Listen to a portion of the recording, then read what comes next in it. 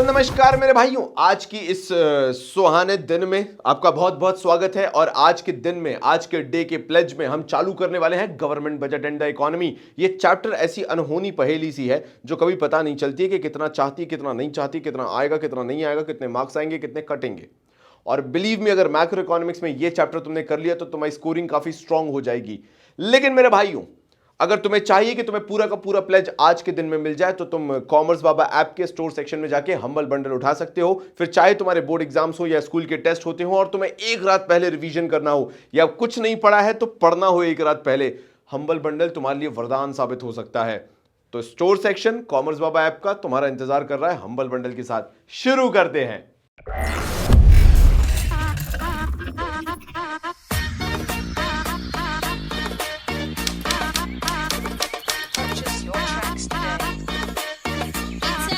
खाली बैठा open Insta then scroll किया, फोटो छाप के मीम पे कितनों को ट्रोल किया। पढ़ाई है बंद टेस्ट पहलाई बी ग्रेड, बस याद अपने को श्वेता की सीक्रेट। 12th में तो टॉप किया बट बर्बादी हो रही है, ये सोच के बुद्धि मेरी आधी हो रही है। देन नोटिस आए ओबी एग्जाम है अपने, ये मैम मेरा रैप मेरी पारी हो रही है। मेरा पूरा मकसद है कि मैं तुम्हारा इसमें टाइम वेस्ट नहीं करना चाहता हूं, स्पेशली इस चैप्टर में जहां पे टेक्निकलिटी मैटर करती है, ना कि तुम्हारी राम कहानी जो तुम लिख के आना चाहते हो।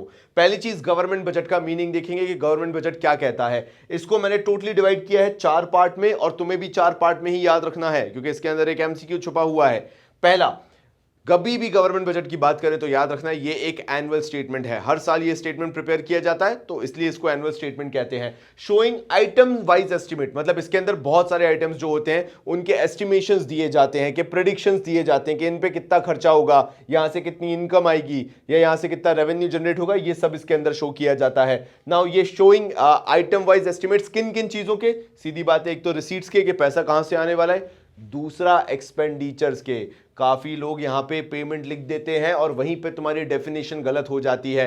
रिसीट्स एंड एक्सपेंडिचर लिखना बहुत ज्यादा जरूरी है and during a fiscal year, बस काम खत्म। मतलब कभी अगर तुम्हें एमसीक्यू में आ जाए कि गवर्नमेंट बजट में रिसीट्स एंड एक्सपेंडिचर होते हैं या रिसीट्स एंड पेमेंट होते हैं, तो receipts and payment balance of payment में होते हैं, यहां पे एक्सपेंडिचर नाम दिया जाता है। तो थोड़ा सा टेक्निकलिटी में चेंज है और वो तुम्हें आना चाहिए, मतलब बहुत अच्छे से आना चाहिए। नाउ आगे बढ़ता हूं मेरे भाइयों, ऑब्जेक्टिव्स ऑफ गवर्नमेंट बजट की अगर मैं बात करूं, आखिर ऐसे कौन से उद्देश्य होते हैं या गवर्नमेंट बजट के थ्रू जो भारत सरकार है हमारी वो क्या अचीव करना चाहती है। सबसे पहला पॉइंट आता है रीएलोकेशन ऑफ रिसोर्सेज। भारत सरकार हर साल नए मुद्दे के साथ आती है, हर साल नए आशा के साथ आती है, नई किरणों के साथ आती है और भारत सरकार चाहती है कि हर साल वो अपने रिसोर्सेज को रीएलोकेट करे, अपनी स्ट्रैटेजी में चेंज लेके आए, गरीबों की और भलाई करे, किसानों की और भलाई करे, अगर भारत सरकार करना चाहे तो। ऐसी ऐसी बातें इसके अंदर डिस्कस की जाती है। सो रीएलोकेशन ऑफ रिसोर्सेज कहता है in accordance to the economic and social priorities of the country. और कई बार भारत सरकार यही बात भूल जाती है शायद।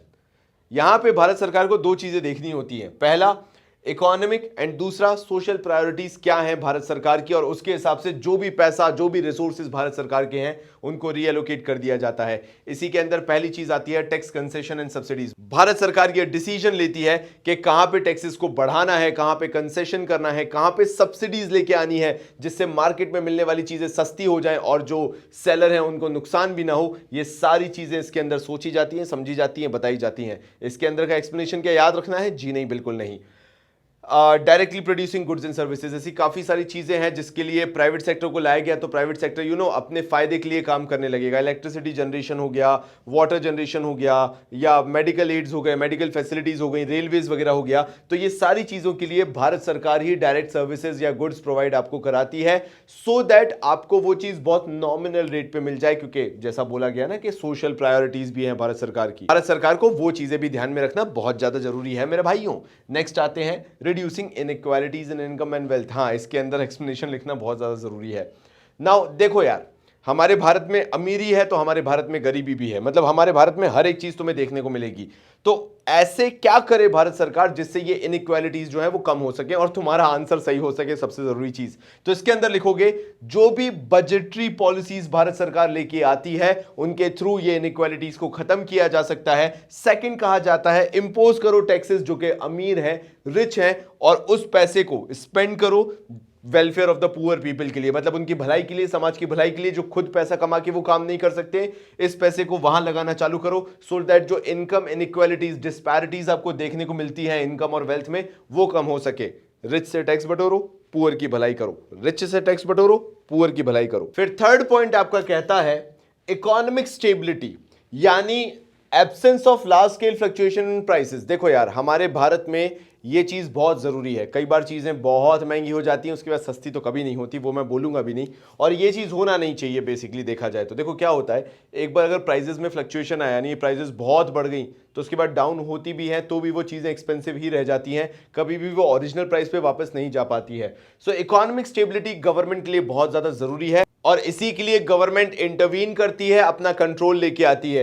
ये 3 पॉइंट्स में तुम पूरा आंसर अगर लिखोगे तो तुम्हें परफेक्ट मार्क्स मिलेंगे। और ये वाला जो टॉपिक मैं करवा रहा हूं, ये 6 मार्कर्स में आने के इस साल चांसेस भयंकर बढ़ गए हैं, क्योंकि जिस हिसाब से कट किया गया है सिलेबस वगैरह, तो समझ जाओ तुम कि ये वाला टॉपिक काफी इंपॉर्टेंट हो जाता है। तो पहला बोला कि समझाया इकोनॉमिक स्टेबिलिटी किसको कहा जाता है, जहां पे प्राइजेस में फ्लक्चुएशन उतने ज्यादा नहीं होते हैं, लार्ज स्केल फ्लक्चुएशन देखने को नहीं मिलते हैं। साथ साथ में इसके कारण जो अनसर्टेनिटीज होती हैं इकोनॉमी में, वो भी खत्म हो जाती हैं, क्योंकि लोग सोचते ही बैठते रह जाते हैं कि भाई पता नहीं कब ये केले के प्राइसेस बढ़ जाएंगे, फिर हमें अमरूद खाना पड़ेगा वाली चीज है। Now this can be only achieved through government control, मतलब जब तक भारत सरकार इंटरवीन नहीं करेगी तब तक ऐसी चीजों पे कभी भी कंट्रोल लगाया नहीं जा सकता है। सिंपल सी चीज है, यहां पे गवर्नमेंट का मोटिव बताना पड़ेगा, गवर्नमेंट का रोल बताना पड़ेगा, वरना ये आंसर ही इनकम्प्लीट है। इसी के बाद मेरे भाइयों 4th पॉइंट पे आते हैं, मैनेजमेंट ऑफ पब्लिक एंटरप्राइजेस। जैसा मैंने बताया कि हर चीज जो है वो प्राइवेटाइज नहीं की जा सकती, प्राइवेट सेक्टर को नहीं दी जा सकती, तो पब्लिक एंटरप्राइजेस को भी मैनेज करना भारत सरकार के लिए बहुत ज्यादा जरूरी है, ताकि जो आम जनता है उस पर वो बर्डन ना दिखे। तो ये अचीव कैसे किया जाता है, large scale public sector industries को सेटअप किया गया है फॉर सोशल वेलफेयर। इनको नेचुरल मोनोपोली भी कहा जाता है, तो कभी लिखा आ जाए नेचुरल मोनोपोली तो समझ जाना वो जो भारत सरकार ने खुद से इंडस्ट्रीज में किसी को नहीं आने देने की कसम खा ली है, वो नेचुरल मोनोपोली कहलाती है। तो ऐसे काफी सारे लार्ज स्केल पब्लिक एंटरप्राइजेस हैं, पब्लिक इंडस्ट्रीज हैं, जहां पे नेचुरल मोनोपोली क्रिएट करके रखी गई है फॉर सोशल वेलफेयर, और हर बार इन पर्टिकुलर चीजों के लिए बजट एलोकेट होता है, जैसा हमारा रेलवेज हो गया, तो ताकि क्या हो, वो एंटरप्राइजेस स्मूथ रन कर सके, प्रॉपरली मैनेज हो, एंड फाइनेंशियली उनको कहीं ना कहीं सपोर्ट मिलता रहे। ऐसा ना हो कि भारत सरकार ने बना के डाल दी और वो लॉसेस में जाते चले जा रहे हैं। एटलीस्ट वो रेगुलरली मेंटेन होंगे, एटलीस्ट रेगुलरली मॉनिटर होंगे, एटलीस्ट रेगुलर फाइनेंशियल हेल्प मिलती रहेगी, तो वो कम से कम ग्रो होते रहेंगे ना। इसके बाद जब हम 5th पॉइंट पे आते हैं कि इकोनॉमिक ग्रोथ, देखो यार कितनी भी बड़ी बातें कर लो, लेकिन एक चीज से तुम कभी भी मुंह नहीं मोड़ सकते हो कि कोई भी इकोनॉमी में सरकार का रोल सबसे बड़ा यही होता है कि वो इकोनॉमी ग्रो भी होना चाहिए। सोशल वेलफेयर, यस, एक तरफ है, सोशल वेलफेयर जरूरी है, बिल्कुल है, लेकिन अगर इकोनॉमी ग्रो नहीं होगी तो वो जो सोशल वेलफेयर है वो मास तक नहीं पहुंचेगा, यानी वो ज्यादा लोगों तक नहीं पहुंचेगा। Because the more the government और the economy will earn, the more that wealth will go to the poor people for their welfare, for their benefit. और यहां पे वही चीज बताई गई है कि इकोनॉमिक ग्रोथ जरूरी है। और इकोनॉमिक ग्रोथ किसको कहते हैं, अगेन उसका एक्सप्लेनेशन तुम्हारे पास 100% एक्यूरेट होना जरूरी है। Sustainable increase in the real GDP of an economy.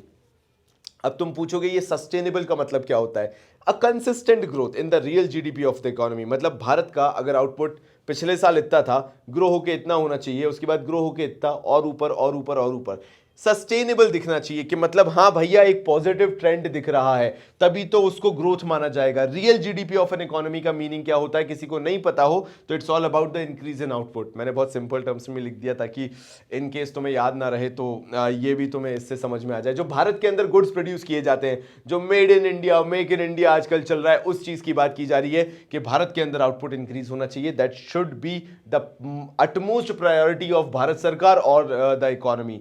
And ये कैसे हो सकता है, इसके लिए उन्होंने 2 की पॉइंट्स बोला। पहली चीज, टैक्स रिबेट दो उन प्रोडक्टिव वेंचर्स को जो मेक इन इंडिया प्रोजेक्ट में है, जो भारत के अंदर रहकर प्रोडक्शन कर रहे हैं। आई होप अब तुम समझ रहे होगे ये इस साल क्यों पूछा जा सकता है। तो उनको टैक्स रिबेट दो, ऐसे प्रोडक्टिव वेंचर्स को जो एनकरेज कर रहे हैं कि डोमेस्टिक आउटपुट हो, वो ज्यादा बेटर ऑप्शन है। और दूसरी चीज, spending on infrastructure of the economy. देखो यार, ये बड़े बड़े वेंचर्स जितने भी आ रहे हैं, ये जो भी इकोनॉमी को एक तरीके से जोड़ रहे हैं, मेक इन इंडिया बना रहे हैं, ये तब तक 100% फायदा नहीं उठा पाएंगे जब तक हमारा इंफ्रा उसको सपोर्ट नहीं करेगा। Proper communication facilities, proper roads, railways, transportation system जो बोल लो, नेटवर्किंग बोल लो, इंटरनेट बोल लो, ये सारी फैसिलिटीज होना चाहिए, तब जाके इकोनॉमिक ग्रोथ किसी नेशन की होती है। हाँ भाई, बहुत बातें कर ली, खुदा कसम भयंकर बातें कर ली, लाइक अब तो मैं भी थकने लगा हूं, लेकिन फिर भी सिक्स्थ पॉइंट पे आ जाते हैं, लास्ट पॉइंट पे आ जाते हैं, खत्म करते हैं इस चीज को। Reducing regional disparities. आपने देखा होगा कई जगह आपको काफी डेवलपमेंट देखने को मिलता है, और कई जगह जाते हो तो आपको लगता है कि यहाँ पे चिप्स का पैकेट भी मिल जाए बहुत बड़ी बात है। ये रीजनल डिस्पैरिटीज है और इसको मिटाना जरूरी है। उसके लिए क्या किया जाता है?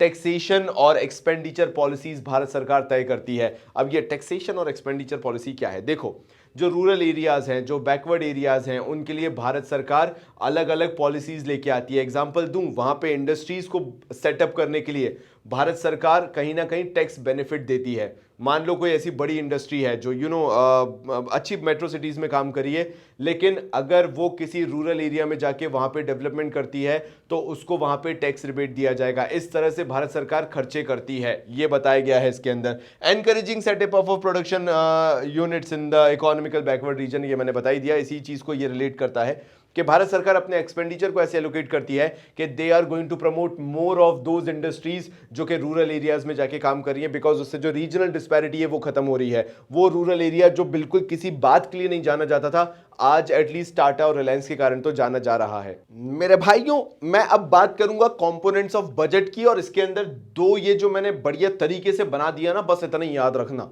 और इसको बनाने का भी रीजन है क्योंकि जब मैं बजट रिसीट्स की बात करूंगा या बजट पेमेंट्स की बात करूंगा तो वो तुम्हें समझ में आना चाहिए। तो मेरे भाइयों चलो यार जरा बात कर लेते हैं कि रेवेन्यू बजट क्या होता है। रेवेन्यू बजट कुछ नहीं बोलता, जो भारत सरकार पैसा कमाती है और उस पैसे को कमाने के लिए जो भी भारत सरकार खर्चे भी करती है। अब जैसे टैक्स कलेक्ट करना है तो भारत सरकार का टैक्स रेवेन्यू हो गया, लेकिन टैक्स के लिए वो इतने सारे जो डिपार्टमेंट्स बनाए जो उस टैक्स को कलेक्ट करते हैं वो उनका एक्सपेंडिचर हो गया। तो यार statement of estimated revenue receipts, एक स्टेटमेंट तैयार किया जाता है जिसमें एस्टिमेट लगाया जाता है कि रेवेन्यू रिसीट्स कितनी होंगी। अरे हाँ यार, मैं एक बात बताना तो भूल ही गया, ये पूरा का पूरा गवर्नमेंट बजट चैप्टर जो है ये एस्टिमेट्स पे बेस्ड है, अजम्पशंस पे बेस्ड है, रियल टाइम में बेस्ड नहीं है कि हकीकत में क्या हो रहा है। तो हर जगह जब भी लिखो तो एस्टिमेट्स लिखना या एस्टिमेटेड लिखना मत भूलना, वरना तुम्हारा आंसर गलत हो सकता है। तो मेरे भाइयों, ये statement of estimated revenue receipts, कितना पैसा आएगा और उस पैसा को लेके आने के लिए कितना पैसा खर्च होगा, रेवेन्यू एक्सपेंडिचर, ये दोनों देखा जाता है इस स्टेटमेंट के अंदर ड्यूरिंग अ फिस्कल ईयर, मतलब तुम समझ गए फाइनेंशियल ईयर जो हमारा होता है उसके अंदर। Same goes with capital budget. अब भैया कैपिटल बजट क्या है? ये भी वही बताता है कि ये एक स्टेटमेंट है, इसमें भी एस्टिमेट लगाया जाता है कि आखिर कैपिटल रिसीट्स कितनी होंगी, मतलब कितना लोन लेंगे या कोई एसेट बेच दिया तो उससे कितना पैसा आ रहा है, या फिर कैपिटल एक्सपेंडिचर, कोई एसेट खरीद लिया हो, कोई लोन वगैरह रीपे कर दिया हो तो वो कितने होंगे। Again during a fiscal year एक साल का अनुमान लगाया जाता है। अब पता है इसको क्या करने वाले हैं, ये जो आगे टॉपिक में करवाऊंगा ना इसके अंदर क्लब हो जाएगा।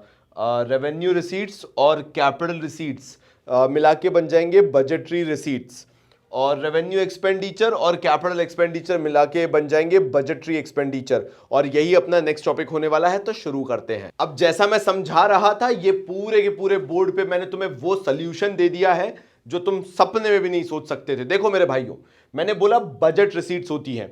बजट रिसीट्स मैं समझा ही चुका हूं, दो तरह की हो सकती है, एक हो सकती है रेवेन्यू रिसीट्स, दूसरी हो सकती है कैपिटल रिसीट्स। मैंने यहां पे वो भी समझा दिया, लेकिन तुम्हें पता होना चाहिए कि बजट रिसीट का मतलब क्या होता है, बिकॉज एमसीक्यूज का जमाना है, कहीं से कछू भी आ सकता है। तो जब भी कोई तुमसे पूछता है बजट रिसीट्स क्या होती है, तो बताना फिर से एस्टिमेटेड मनी रिसीट्स। ये वो चीज है जिसमें आप एस्टिमेशन लगाते हो कि आपको मनी रिसीट्स टोटल कितनी मिलेंगी, किसकी, भारत सरकार की, कहां से, हर एक ऐसे सोर्स से जहां भारत सरकार हाथ डाल के निकाल सकती है। तो from all the sources during a fiscal year, ये भी लगाना जरूरी है। ये भी एकदम बोलते हैं ना चेरी ऑन द केक वाली चीज है, हमेशा फिस्कल ईयर दिखाना जरूरी है। आगे बढ़ता हूं मेरे भाइयों, जैसा मैंने बोला कि पहला चीज इसके अंदर रेवेन्यू रिसीट था।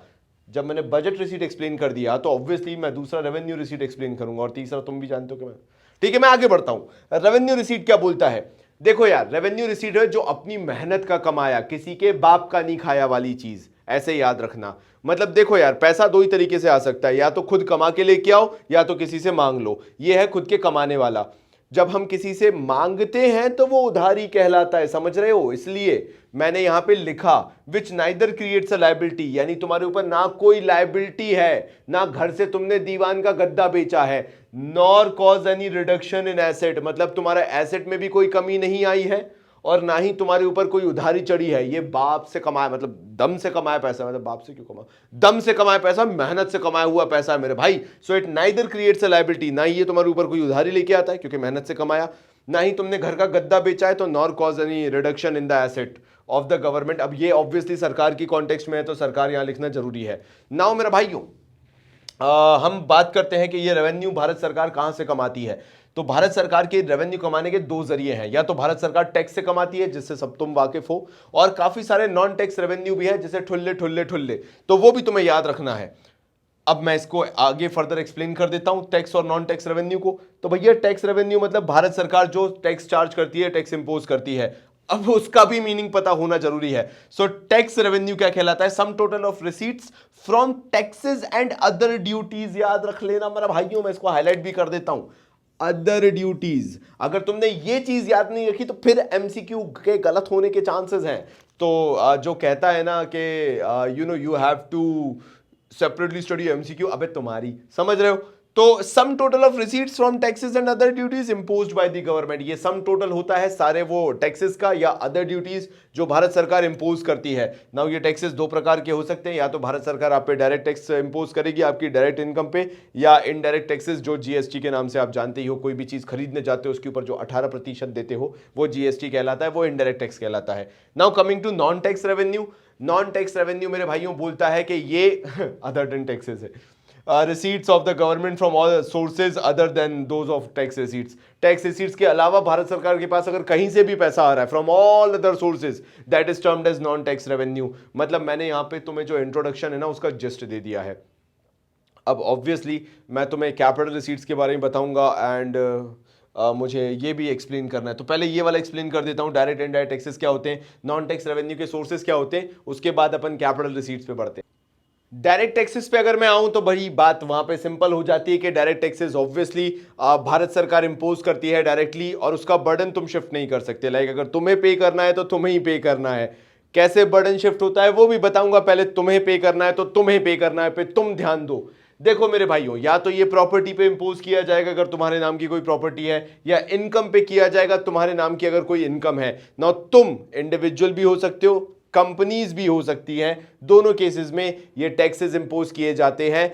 अब इसका बर्डन शिफ्ट नहीं कर सकते, मतलब तुम ये नहीं कह सकते कोई और दे देगा, कोई और दे देगा, कोई और दे देगा। Now their burden can not be shifted, ये मैं बता चुका हूं, चाहे वो एनी अदर पर्सन हो चाहे एंटिटी हो। प्लीज ये दोनों चीजें ध्यान रखना, burden can not be shifted to any other person as well as can not be shifted to any other entity as well. दोनों नहीं लिखोगे मार्क्स नहीं मिलेंगे। नाउ इसका एग्जाम्पल अगर लिया जाए तो इंडिविजुअल देता है इनकम टैक्स और कंपनीज देती हैं कॉर्पोरेट टैक्स या कॉर्पोरेट इनकम टैक्स, आइदर और तुम उसमें बोल सकते हो। Coming to indirect taxes, indirect taxes क्या होते हैं? जस्ट इसका ऑपोजिट होता है। जैसे इसमें बर्डन ट्रांसफर नहीं कर सकते, yes you can transfer the burden. कहने को कंपनी ने गुड्स प्रोड्यूस किए हैं, कहने को कंपनी को टैक्स पे करना चाहिए, लेकिन कंपनी जो गुड्स एंड सर्विसेज जिसको बेचती है, कंज्यूमर को बेचती है, वो कंज्यूमर उस टैक्स को पे करता है। तो यानी tax which can be shifted to, या टैक्स जिसका बर्डन आप शिफ्ट कर सकते हो किसी और अदर पर्सन को अगेन, या फिर एंटिटी को, born bye final users of goods and services. ये वो बियर करते हैं जो भी चार्ज होता है, जो भी टैक्स होता है, जो finally goods and services consume करते हैं। फॉर एग्जांपल मैंने फेयर एंड लवली खरीदी, अब तो ग्लो एंड लवली हो गया ना बे, ग्लो हुआ है, क्या हुआ है, रखा अपने पास ग्लो एंड लवली? नहीं, अपने पॉन्ड्स पाउडर रखा हुआ है। हाँ तो मान लेते हैं चलो कि भैया ग्लो एंड लवली जो है, अगर तुम उसे खरीदोगे तो तुम उस पे टैक्स पे करोगे, तुम्हें पता भी नहीं चलेगा, बट उसमें ब्रैकेट में लिखा होगा पीछे जब एमआरपी चेक करोगे, inclusive of all taxes, that means you will also पे द टैक्सेस। नाउ इसका एग्जांपल बेस्ट है जीएसटी और कस्टम ड्यूटी, इतना ही याद रखो, इससे बाहर से कुछ नहीं आएगा, परेशान मत होना, ठीक है। अगर कोई तुम्हारे मजे नहीं ले रहा है तो इतना ही आएगा। नाउ नॉन टैक्स रेवेन्यू की बात कर लेते हैं। आखिर वो नॉन टैक्स रेवेन्यू भारत सरकार को ऐसे कौन कौन से सोर्सेज से हो सकते हैं? पहला आ जाता है इंटरेस्ट ऑन लोन। भारत सरकार काफी जगह लोन बांटती है, स्टेट गवर्नमेंट को देती है, यूनियन टेरिटरीज को देती है, प्राइवेट एंटरप्राइजेस को देती है, इंडिविजुअल्स को देती है। वो जो लोन दे रखा है भारत सरकार ने, भारत सरकार को उसके बदले में इंटरेस्ट मिलता है। So that is one of the source जहां से नॉन टैक्स रेवेन्यू भारत सरकार अर्न करती है। सेकंड आता है प्रॉफिट्स एंड डिविडेंड्स। भारत सरकार ने काफी सारी ऐसी कंपनीज हैं जिसमें अपना पैसा इन्वेस्ट करके रखा है, और उस फॉर्म में भारत, या तो अगर भारत सरकार की डायरेक्टली पब्लिक सेक्टर एंटरप्राइज है तो सीधे सीधे भारत सरकार वहां से पैसा कमा सकती है, या फिर अगर भारत सरकार ने शेयर्स खरीद के रखे किसी कंपनी के तो भारत सरकार उस पर डिविडेंड कमा सकती है। जैसे मारुति उद्योग पे भारत सरकार को डिविडेंड मिलता है, इंडियन रेलवेज, एलआईसी, बीएचईएल, मैंने तुम्हें एग्जांपल दे दिया है। Now coming to the third point which is fees. See यार, भारत सरकार जो है रजिस्ट्रेशन फीस, कोर्ट फीस और न जाने भारत सरकार जो भी सर्विसेज आपको देती है उसके लिए आपसे फीस चार्ज करती है। टेक्निकली आपको इसके अंदर क्या लिखना है, to cover the cost. Bharat सरकार जो भी ये फीस इंपोज करती है ये किस लिए करती है, ताकि भारत सरकार जो भी सर्विसेज आपको रेंडर करती है ना, रजिस्ट्रेशन करवाने का, ये करवाने का, फलाना ढिम का, लाइसेंस वाइसेंस बनवाने का, खैर लाइसेंस तो फिर मैं इसमें समझा ही दूंगा, तो ये उसके लिए भारत सरकार को क्या करना पड़ता है, उसकी कॉस्ट कवर करनी पड़ती है जो भी वो रिकरिंग सर्विसेज प्रोवाइड करी, यानी बार बार जो सर्विसेज भारत सरकार प्रोवाइड करती है उसके लिए भारत सरकार फीस चार्ज करती है। वहीं पे अगर भारत सरकार आपको सिर्फ किसी चीज की परमिशन दे रही है, it is not just about registration जैसे आप कार वगैरह का रजिस्ट्रेशन कराते हो तो that comes under this. But अगर मान लेते हैं you need to have a license, जैसे आपका ड्राइविंग लाइसेंस वगैरह हो गया, again for that you have to pay a fees, because उससे आपको भारत सरकार के थ्रू परमिशन मिल रही होती है। तो लाइसेंस फीस कहां पे चेंज हो जाता है, अंडर लाइसेंस फीस भारत सरकार is granting you the permission to do something और टू यूज समथिंग वगैरह वाली चीज, और टू हैव समथिंग वाली चीज है, तो ये लाइसेंस फीस हो जाता है। एंड फाइनली मेरे भाइयों लास्ट 2 पॉइंट्स, पहला आ जाता है फाइन्स एंड पेनल्टीज। ये वो पैसा होता है जो भारत सरकार को तब मिलता है जब तुम कोई कानून तोड़ते हो, ठुल्ले ठुल्ले ठुल्ले ठुल्ले ठुल्ले, तो समझ जाओ, अगर कोई समझ गया हो तो कमेंट कर देना तुम क्या समझे हो। तो वो फाइन्स एंड पेनल्टीज तुम्हें पे करनी पड़ती है, payment which are imposed on law breakers पे इम्पोज किया जाता है। And finally escheats, now escheats कुछ नहीं होता है, भारत सरकार आपकी प्रॉपर्टी को जब्त कर लेती है। जैसे हमारे घर वाले जो हैं वो प्रॉपर्टी कभी हमारे नाम करके नहीं जाएंगे क्योंकि हमारी कुछ हरकतें वैसी नहीं रहती हैं। तो जब कोई वारिस नहीं रहता है, एयर नहीं रहता है, ये लिखा हुआ है मैंने, लीगल एयर नहीं है कोई, तो उस केस में क्या होता है, वो जो प्रॉपर्टी है वो भारत सरकार के पास चली जाती है। Claim on property by the government of a person who dies without leaving behind any legal heir, यानी अगर कोई पीछे नहीं छोड़ गए हैं जिनकी भी प्रॉपर्टी थी तो वो पूरी की पूरी प्रॉपर्टी भारत सरकार के पास चली जाती है। और ये भी एक तरीका है नॉन टैक्स रेवेन्यू का, जिससे भारत सरकार के पास पैसा आ जाता है, प्रॉपर्टी पूरी की पूरी आ जाती है। देखो मेरे भाइयों, पढ़ाई होती है शिद्दत से, लगन से और जज्बे से। अगर तुम यहां तक पहुंच चुके हो तो बधाई हो, तुम बहुत शानदार जा रहे हो और 90% के तुम काफी क्लोज हो। तुम्हें बस कुछ नहीं करना है, शिद्दत से बैठ के 20 डेज प्लेज को देखना है। टाइम टेबल तुम्हारे हाथ में है, 20 डेज प्लेज आता कैसे है। इसके बाद अगर कोई एक रिक्वेस्ट रहेगी तो वो ये है कि कॉमर्स बाबा के स्टोर सेक्शन में एग्जाम से 1 दिन पहले या हार्डली 2 दिन पहले गेस्ट पेपर्स आते हैं। उन गेस्ट पेपर्स को जरूर कर लेना, बिलीव मी तुम्हारे लिए ये लाइफ चेंजिंग एक्सपीरियंस हो जाएगा। और जब तुम्हारा रिजल्ट आएगा और हाथ में 90% होंगे ना, तुम चीख पुकार के घर वालों को बता रहे होगे देखो कॉमर्स बाबा के थ्रू ये पॉसिबल हो गया। मैं बस तुम्हें एक ऐसा शॉर्टकट दे रहा हूं जो शायद कोई और हिम्मत भी नहीं कर सकता, बिकॉज अगर नहीं हुआ तो अल्टीमेटली गाली उसको खाना पड़ेगी। और मेरे भाइयों एक बात बता देता हूं लास्ट में, जाते जाते मैं बताना चाहूंगा कि देखो यार, देखो कंजूसी मक्कारी वहां करो जहां सही लगती है। और अगर तुम्हें लगता है कि तुम्हें 20 डेज प्लेज आज से पूरा देख लेना चाहिए तो कॉमर्स बाबा के स्टोर सेक्शन पे हम्बल बंडल अभी भी अवेलेबल है। ये तुम्हारे लिए एक इन्वेस्टमेंट जैसा है जो हमेशा तुम्हारे साथ रहेगा। जब भी तुम्हें देखना हो, जैसे भी तुम्हें देखना हो, तुम उठाओ कॉमर्स बाबा ऐप पे, स्टोर सेक्शन पे वो देख डालो। तो जाओ कॉमर्स बाबा ऐप से, स्टोर सेक्शन से हम्बल बंडल ले लो, तुम्हारे लिए बेस्ट इन्वेस्टमेंट रहेगा। तब तक के लिए बहुत सारा प्यार और धन्यवाद।